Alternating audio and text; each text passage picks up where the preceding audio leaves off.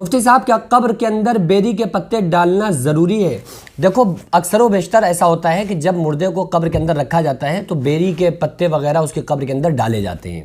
اور یہ بہت پہلے سے چلا آ رہا ہے۔ اور جس کی قبر کے اندر بیری کے پتے نہ ڈالے جائیں نا تو وہ اس کے بارے میں لوگ طرح طرح کی باتیں کرنا شروع کر دیتے ہیں۔ سب سے پہلے آپ یہ سمجھ لیجئے کہ آخر بیری کے پتے قبر میں ڈالے کیوں جاتے ہیں، اس کی وجہ کیا ہے اور اس سے مردے کا کیا فائدہ ہوتا ہے۔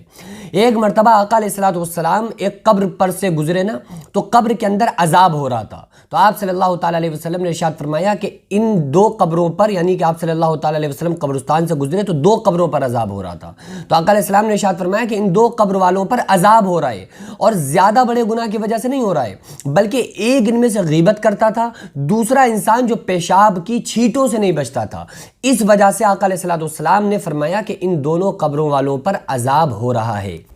تو آپ صلی اللہ تعالیٰ علیہ وسلم نے ایک پیڑ کی ٹہنی توڑی اور اس کے دو ٹکڑے کیے، اور ایک ٹکڑا ایک قبر پر، دوسرا ٹکڑا دوسری قبر پر ڈال دیا، اور آقا علیہ السلام نے ارشاد فرمایا کہ جب تک یہ ہرا رہے گا، جب تک اللہ کے ذکر میں مشغول رہے گا، جب تک اس کے عذاب میں تخفیف رہے گی۔ یعنی کہ قرآن مقدس میں نا سبح للہ ما فی السماوات و ما فی الارض، جو چیزیں آسمان و زمین میں سب اللہ کا ذکر کرتی ہیں، والنجم والشجر یسجدان، بوٹیاں اور درخت اللہ کو سجدہ کر رہے ہیں۔ تو یہ جتنی بھی چیزیں زمین آسمان، چاند، سورج، ستارے، ہوا، فضا، ساری کائنات، چرند پرند درند، پھل فروٹ، چیونٹی سے لے کے پہاڑ تک، عرش سے لے کے تحت الثری تک، جتنی بھی چیزیں ہیں جاندار، اور جن چیزوں کو ہم بے جان سمجھتے ہیں وہ چیزیں بھی اللہ کے ذکر میں مشغول رہتی ہیں۔ ایک مرتبہ ایک بزرگ نے کہا نا کہ مولا یہ ساری مخلوق جتنی بھی چیزیں ہیں، پیڑ پودے تک تیرا ذکر کرتے ہیں، مٹی اور مٹی کے ڈھیلے تک تیرا ذکر کرتے ہیں، ہم اس ذکر کو اپنے کانوں سے سننا چاہتے ہیں۔ دیکھو ہر چیز کے پیچھے اللہ تعالیٰ کی ایک وجہ ہے، اللہ تعالیٰ نے ظاہر سی بات ہے کہ اس میں اپنے دماغ نہیں لگانا چاہیے کہ یہ ایسا کیوں ہے ویسا کیوں ہے، اللہ کی مرضی، اس میں بہت بڑے ریزن چھپے ہوئے ہیں۔ تو ان بزرگ نے کہا مولا ہم سننا چاہتے ہیں کہ آخر یہ ڈیلے اور یہ پتے اور یہ درخت تیرا ذکر کرتے کیسے ہیں۔ تو اللہ تبارک و تعالیٰ نے ان کو آوازوں کو سنا دیا، تو جدھر بھی جا رہے ہیں نا تو وہ ساری چیزیں اللہ کا ذکر کر رہی ہیں اور ان کے کانوں تک آوازیں آ رہی ہیں۔ ان کو لگا پیشاب، انہوں نے پانی لیا اور جیسے ہی ٹوائلٹ کے اندر قریب بڑھے نا تو پانی سے ذکر کی آواز آ رہی ہے، تو انہوں نے وہیں کے وہیں لوٹا رکھ دیا۔ پھر اس کے بعد انہوں نے سوچا چلو ڈیلا کا استعمال کر لیتے، تو جیسے ہی ڈیلے کو اٹھایا نا پیشاب کرنے کے لیے، جیسے ہی اس کو ہاتھ میں اٹھایا تو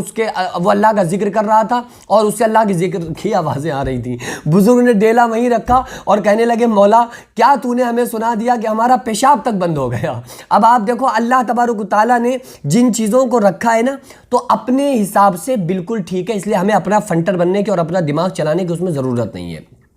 اسی کے لیے حکم بھی دیا گیا ہے، شریعت میں یہ حکم ہے کہ جب اگر آپ ڈیلے سے استنجا کریں نا تو اس کو پہلے ایک دو بار مار لیں۔